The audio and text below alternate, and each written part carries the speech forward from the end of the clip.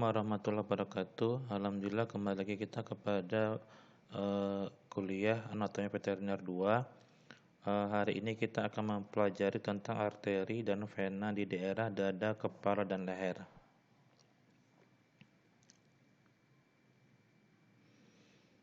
Sirkulasi darah terbagi atas sirkulasi sistemik dan sirkulasi pulmonum. Kemarin sudah saya kasih tahu, yaitu kalau sirkulasi sistemik secara singkat seluruh dari jaringan tubuh menuju ke jantung, kemudian ke jaringan tubuh lagi seluruh tubuh. Kalau sirkulasi pulmonum dari jantung ke pulmo, ke paru-paru, baru ke jantung lagi. Secara jelasnya seperti ini.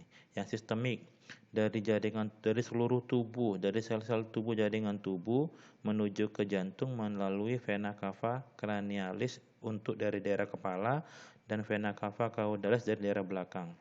Kemudian menuju ke atrium dexter, jantung ke ruangan atrium dexter, kemudian menuju ke ventriculus dexter, kemudian menuju ke pulmo melalui truncus pulmonalis atau arteri pulmonalis, kemudian dari pulmo, dari paru-paru menuju ke jantung lagi, menuju ke ruangan atrium sinister melalui vena pulmonalis. Kemudian dari atrium sinister menuju ke ventriculus sinister, kemudian menuju ke jaringan tubuh melalui aorta.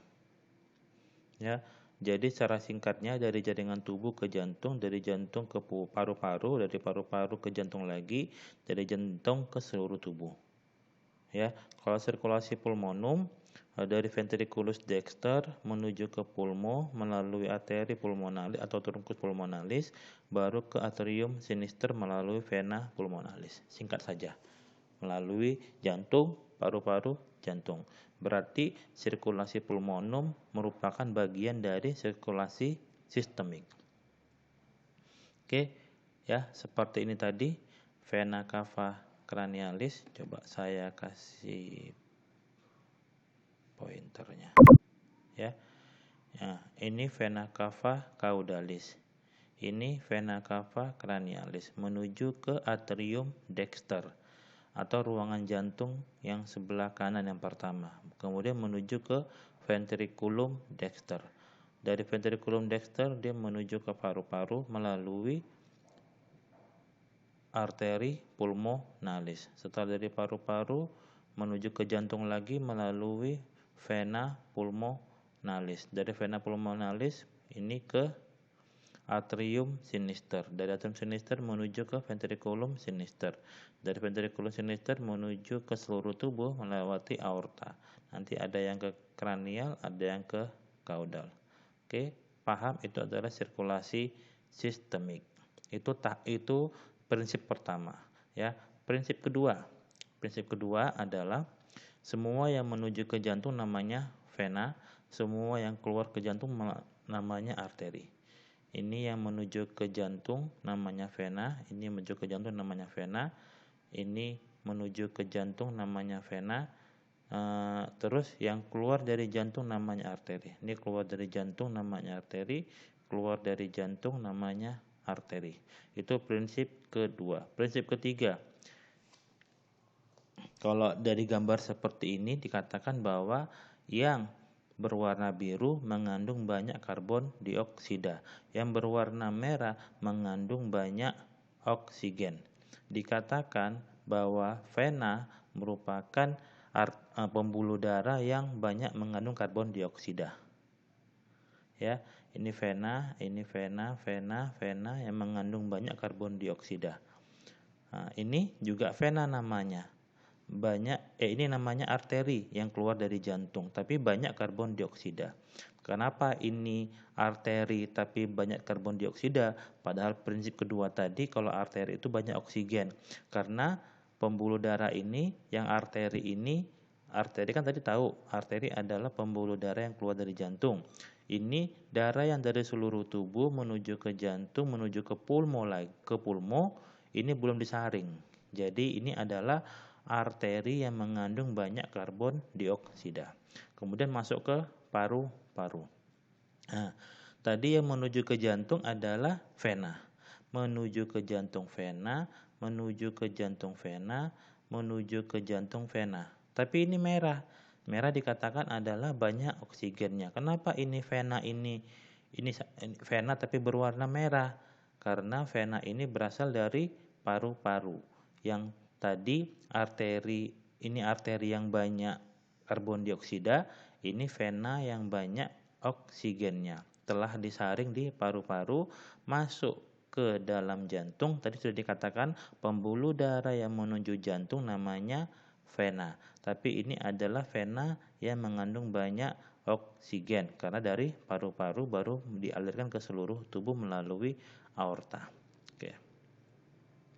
Kalau tidak paham bisa hubungi saya via WA, nggak apa-apa ya. Jangan nanti tiba-tiba kalian nggak paham diam-diam, ini karena materinya yang ini agak sedikit strict ya, karena ada 3 prinsip ya tadi ya. Ada prinsip arteri yang banyak oksigen, prinsip vena yang banyak karbon dioksida, terus ada prinsip yang menuju jantung vena, prinsip yang keluar jantung adalah arteri, prinsip kok ada vena yang banyak karbon dioksida, kok ada arteri yang banyak karbon dioksida, kok ada vena yang banyak oksigennya. Kalau nggak paham bisa hubungi saya. Ya, sirkulasi darah di rongga dada melalui aorta ascendens, aorta yang keluar dari ventriculus sinister. Ya, tadi kalau dari jantung menuju ke seluruh tubuh melalui ventriculus sinister. Ya, kalau kita lihat ini posisinya kalau tadi saya bilang kalau orang lagi berdiri menghadap ke kita. Berarti ini yang dexter, ini yang sinister. Tapi kalau ini kita menghadapi hewan yang lagi sedang berbaring atau telentang, ya, ini posisinya hewan lagi di atas meja telentang menghadap ke atas. Ya, posisinya lagi telentang menghadap ke atas. Oke, tadi ini dikatakan bahwa aorta ascendens adalah aorta yang keluar dari ventriculus sinister. Ya, aorta ascendens. Kok agak error ini. Aorta ascendens dari ventriculus sinister. Gambar nomor 1. Kalau lihat dari sininya, nah ini dia. Ya, aorta ascendens yang keluar dari ventriculus sinister. Kemudian ada arcus aorta, aorta yang berjalan melengkung setelah aorta ascendens. Setelah aorta ascendens ada arcus aorta nomor 3, dia berjalan melengkung.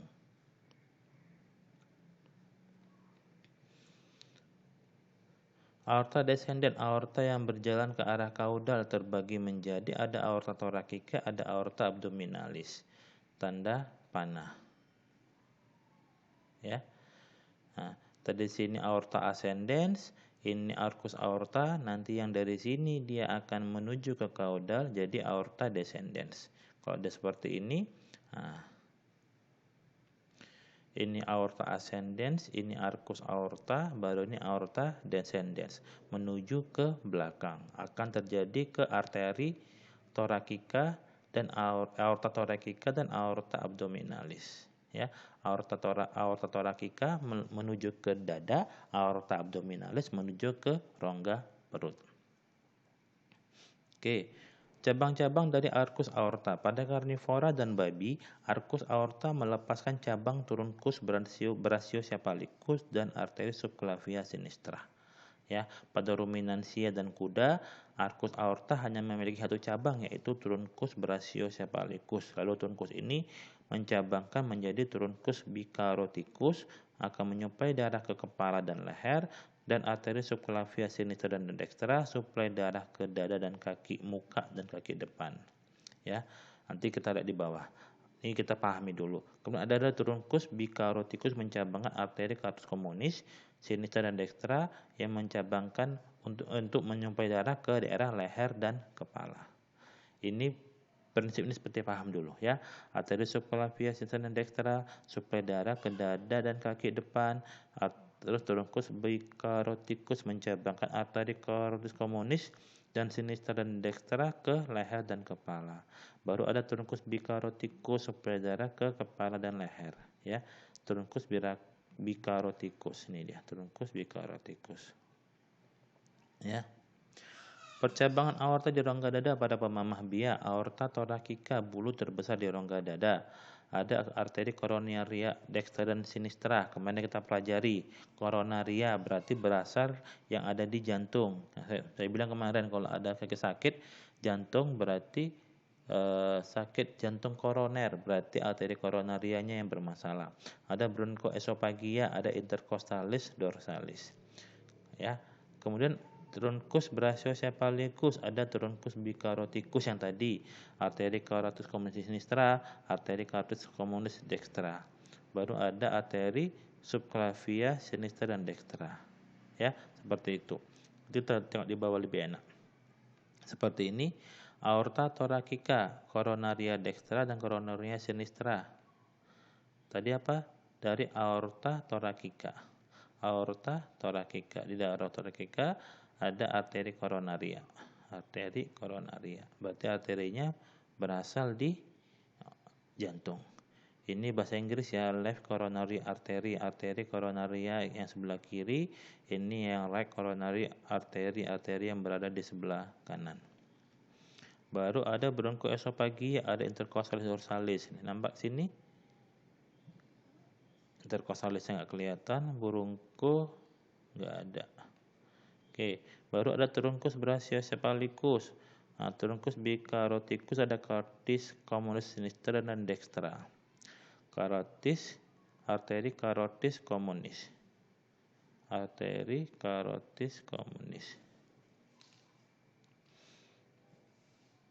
Ya, arteri carotis communis. Ya. Ini cuman dia bilang arteri carotis saja karena sinistra dan dextra juga ada. Ya. Baru subclavia sinistra dan dextra. Subclavia sinistra dan dextra. Dari mana? Dari truncus brachiocephalicus. Dari truncus brachiocephalicus dari sini.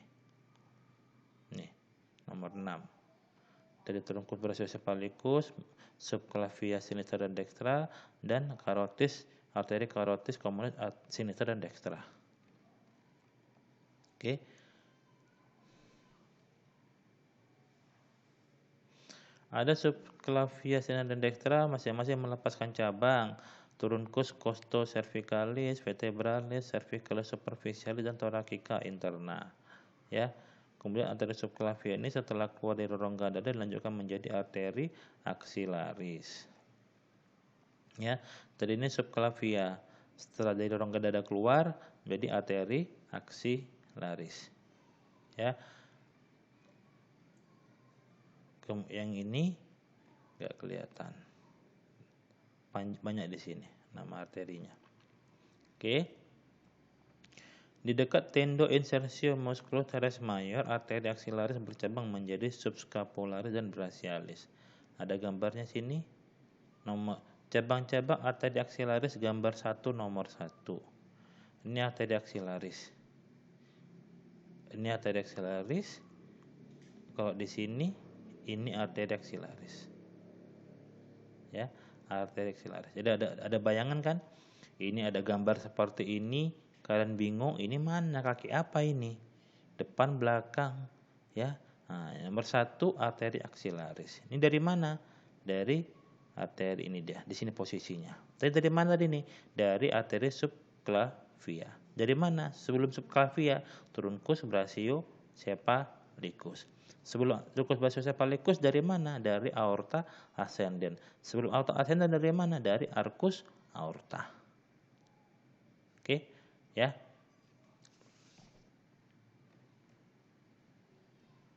Kemudian ada thoracica externa gambar 1 tanda panah.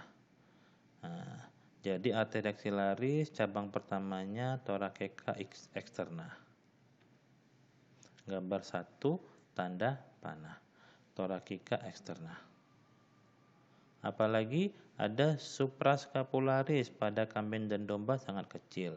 Ada di sini supraskapularis. Enggak terlalu kelihatan. Ada subscapularis gambar 1 nomor 7. Subscapularis gambar 1 nomor 7. Ada dari subscapularis ini mencabangkan, ada 3 cabangnya, thoraco dorsalis gambar 1 nomor 8, arteri thoraco-dorsalis gambar 1 nomor 8, circumflexa humericaudalis gambar 1 nomor 3,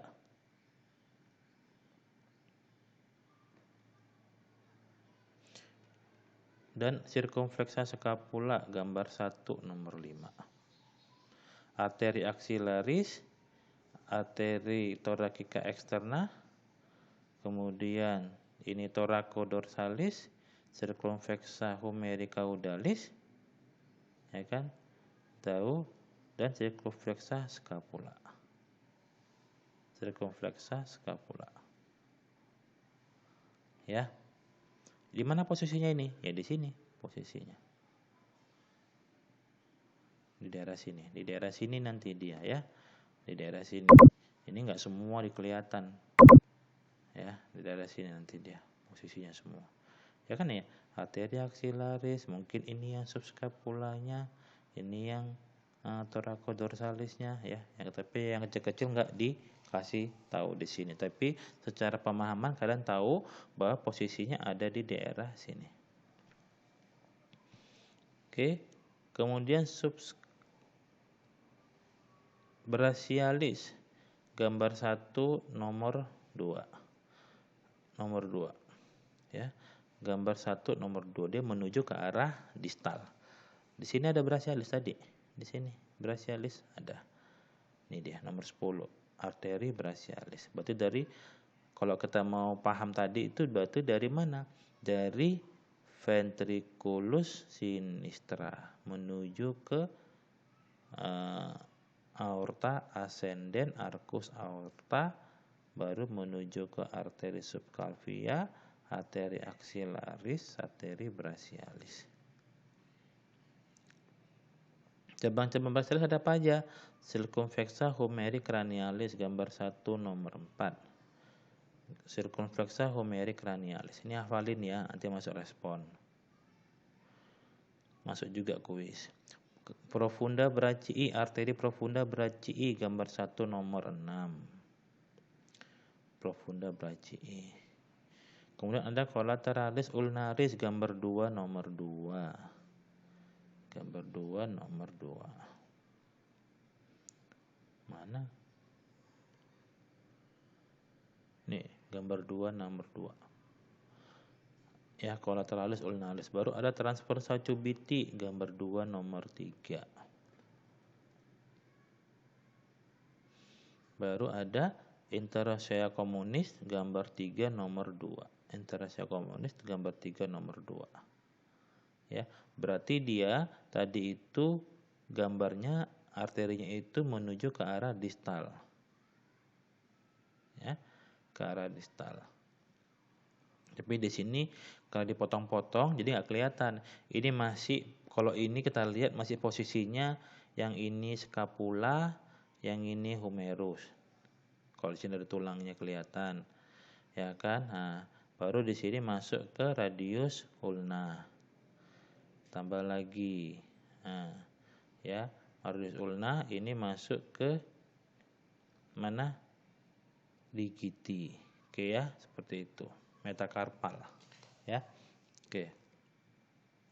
Penyuplai darah utama untuk leher dan kepala berasal dari arteri carotis communis. Arteri carotis communis ini suplai darah utama untuk kepala dan leher. Arteri carotis communis. Kalau di sini kita lihat ini arteri carotis communis. Ini nanti ada di video praktikumnya ada arteri carotis communis. Ya, gambar 4 nomor 2, arteri carotis communis. Ya. Kemudian arteri carotis communis mencabangkan occipitalis gambar 4 nomor 4. Occipitalis. Gambar 4 nomor 4. Nih. Ya, yang merah-merah itu ya, gambar 4 nomor 4. Arteri carotis arteri occipitalis. Carotis interna pada rumen tidak ada. Carotis externa gambar 4 nomor 3 yang melepaskan cabang ke ramus mesentericus. Carotis externa gambar 4 nomor 3. Arteri carotis communis, carotis externa. Baru ada truncus linguofacialis yang mencabangkan arteri facialis dan lingualis. Arteri auricularis gambar nomor 4 nomor 1, auricularis caudalis. Berarti sini telinga ya. Auricula kan telinga. Baru ada arteri temporalis superficialis gambar 5 nomor 3. Temporalis superficialis. Ya. Jadi kalian ini kalau mau belajar arteri ini nggak bisa cepet-cepet, pelan-pelan kalian baca. Dan jangan lupa itu kalian print materinya ini biar kalian bisa coret-coret di print-printan kalian. Jadi paham nanti di posisi-posisi arterinya ini di mana-mana aja. Ya, jangan hanya sekilas di PowerPoint susah kelihatannya. Ya, usahakan kalian print materinya ini biar kalian nanti bisa belajar diulang-ulang lagi. Sudah tahu cara belajarnya gimana? Lihat nama arterinya, lihat gambarnya, terus dihafalin dihafalin posisi letaknya, dan tolong diterjemahkan bahasa-bahasa Latinnya ini biar kalian mudah memahami di mana posisinya. Biar nanti kalian pada saat respon atau UTS atau nanti pada saat ujian praktikum lebih gampang. Kenapa? Kalian sudah belajar pelan-pelan. Kalau belajar arteri ini harus belajar pelan-pelan, nggak bisa belajar cepat-cepat. Ya, harus pelan-pelan belajarnya. Detail, pelan-pelan dan detail. Ya, seperti ini. Arteri carotis communis, yang nomor 2 occipitalis. Ya, yang nomor 3 tadi nggak dikasih tahu, jadi nggak usah dihafalin kali. Terus dia nanti ke 5 arteri lingualis, dia nanti akan ke lingua, ke lidah. Baru nanti ada yang ke 6 arteri auricularis caudalis, berarti ke belakangnya telinga. Baru ada transversa faciae nomor 7. Transversa faciae, ada ramus massetericus, ya, ada labialis maxillaris, labialis mandibularis. Nah, ya, pelan-pelan bacanya. Baru ada yang 11 ada arteri malaris, baru 12 infraorbitalis karena keluar dari foramen infraorbitalis. Dari ini ada foramen mentalis, keluar arteri mentalis. Baru ada nomor 14 temporalis superficialis, ada palpebralis superioris lateralis nomor 15. Oke, ya seperti itu belajarnya. Nggak bisa kalian belajar hanya sekedar baca-baca, tengok-tengok, tapi benar-benar diusahakan malah kalian harus mengucapkan nama arterinya, posisinya. Oh, di sini. Ya, memang kalau belajar anatomi itu kayak orang gila kalau tidak orang tua kita. Apalagi kalian nanti di rumah masing-masing. Kalau kalian di kos-kosan nggak kelihatan orang gilanya. Kalau di rumah masing-masing, ini anakku kuliah FKH, kok Masya Allah sudah bisa ngoceh-ngoceh sendiri, seperti itu. Ya. Kemudian peredaran darah fetus. Pada masa fetus, oksigen dan makanan nutrisi tidak dari induk dibawa oleh vena umbilicalis. Oksigen dan makanan nutrisi dari induk dibawa melalui vena umbilicalis. Berarti ini termasuk seperti vena pulmonalis. Kenapa? Vena pulmonalis mengandung banyak oksigen dan makanan. Secara umum vena itu mengandung banyak karbon dioksida. Tapi ternyata ada satu lagi vena yang banyak oksigen dan makanan dan nutrisi. Kemudian sisa makanan dan karbon dioksida dikeluarkan dari fetus melalui arteri umbilicalis. Nah, ini arteri tadi, nama arteri yang banyak karbon dioksidanya arteri pulmonalis yang menuju ke paru-paru. Rupanya juga ada satu lagi arteri yang mengandung banyak karbon dioksida dan sisa-sisa makanan, namanya arteri umbilicalis. Kemudian paru-paru, pulmo, dan hati atau hepat belum berfungsi pada fetus. Ya, apa fetus?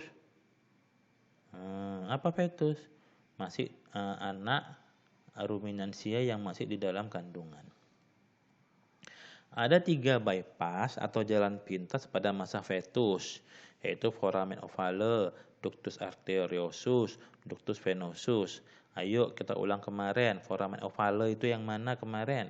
Foramen ovale, foramen yang menghubungkan antara atrium dexter sama sinister.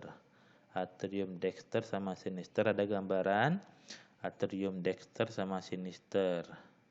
Saya kasih gambar sedikit. Nah, ini right atrium, left atrium. Posisinya gimana ini kalau manusia menghadap ke kita? Kalau pada hewan dia lagi terlentang di meja praktek kita. Ini dia foramen ovale. Itu bypass pertama. Bypass kedua, ductus arteriosus. Di mana ductus arteriosus? Ini ductus arteriosus. Mana? Nah, ini. Ya. Ductus.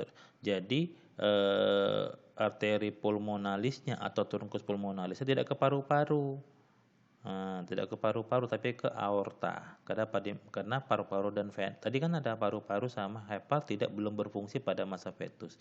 Ini bypass yang kedua. Oke. Bypass ketiga, ductus venosus. Di mana ductus venosus? Ductus venosus di sini. Ya. Nah, harusnya dia mampir ke hepar tapi langsung jalan ke vena cava caudalis. Ini pemahaman sementara.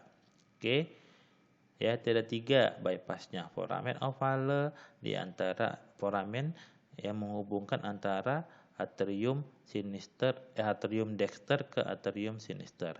Ductus arteriosus, ductus saluran yang dari truncus pulmonalis atau arteri pulmonalis menuju ke aorta, yang kalau pada hewan dewasa kan arteri atau truncus pulmonalis kan harus ke paru-paru. Tapi pada masa fetus paru-parunya belum berfungsi, berarti truncus atau arteri pulmonalisnya langsung ke aorta melalui ductus arteriosus. Kemudian ductus venosus, jalan pintas dari saluran pencernaan langsung ke vena cava caudalis. Harusnya dia menuju ke hepar atau ke hati.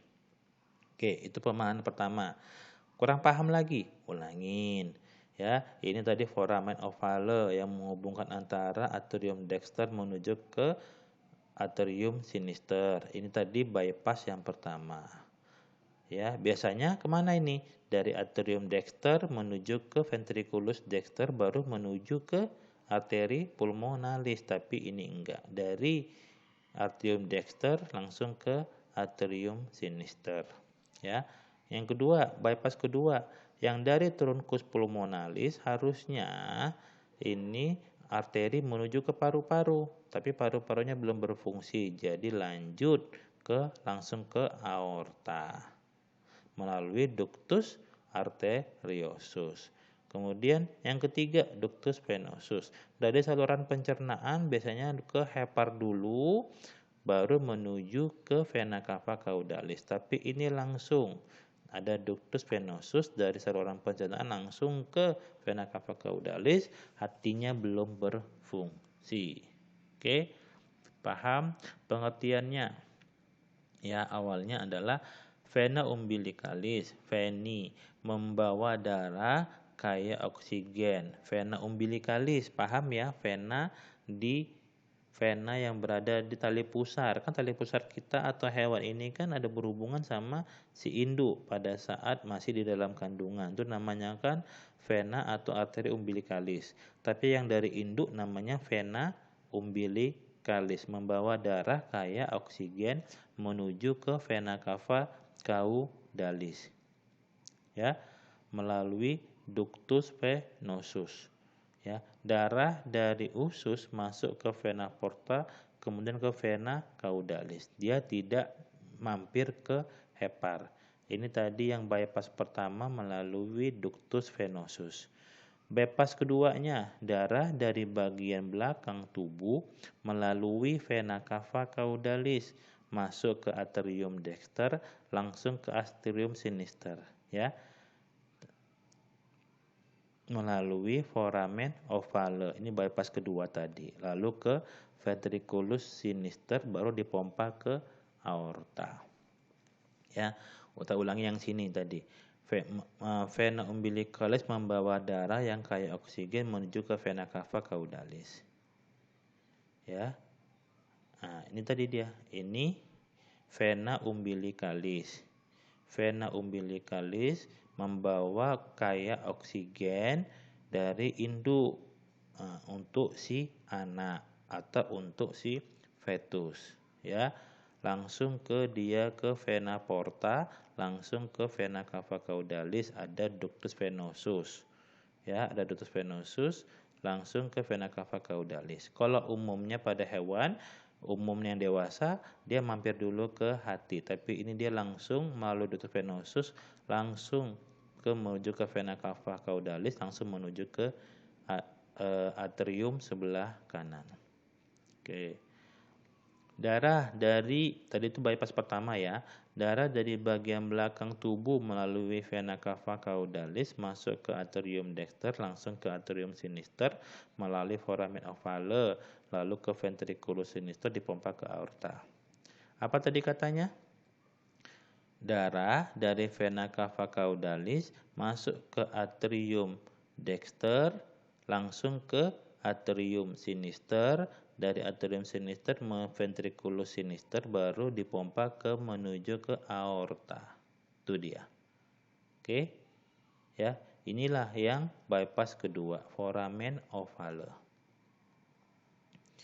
Bypass ketiga, darah dari kepala dan bagian depan tubuh melalui vena cava cranialis masuk ke atrium dexter, lalu ke ventriculus dexter, dipompa ke truncus pulmonalis melalui ductus arteriosus. Ini adalah bypass ketiga.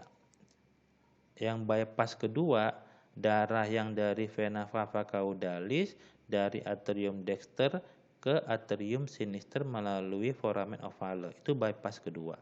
Bypass ketiga, vena cava cranialis atau darah yang berasal dari kepala leher masuk ke atrium dexter, kemudian masuk ke ventriculus dexter, baru menuju ke truncus pulmonalis atau arteri pulmonalis, langsung masuk ke aorta, tidak mampir ke paru-paru karena paru-parunya belum berfungsi, melalui ductus arteriosus. Ya. Tadi kalau darah dari belakang masuk ke jantung atrium kanan, langsung ke atrium sinister, atrium kiri. Tapi kalau darah dari kepala leher masuk ke atrium kanan, masuk ke ventrikel kanan, baru masuk ke atrium arteri pulmonalis atau truncus pulmonalis. Paham ya? Nah, kemudian darah dari aorta diedarkan ke tubuh fetus dan sebagian sisa makan dialirkan kembali ke plasenta via arteri umbilicalis. Ada yang darahnya ada yang dibawa ke seluruh tubuh lagi, dan ada sebagian melewati arteri umbilicalis balik ke arterinya si induk, ya, untuk dicarikan lagi nutrisi dari si induk. Oke, itu aja materi hari ini. Sekian dan terima kasih. Ada pertanyaan bisa WA ke saya, bisa japri, bisa via WA group. Jangan malu-malu, biar kita sama-sama belajar. Ini aja dapat saya sampaikan. Lebih kurang saya mohon maaf. Kita tutup dan doa kifaraah majelis. Subhanakallahumma bihamdika asyhadu an la ilaha illa anta astaghfiruka wa atubu ilaik. Assalamualaikum warahmatullahi wabarakatuh.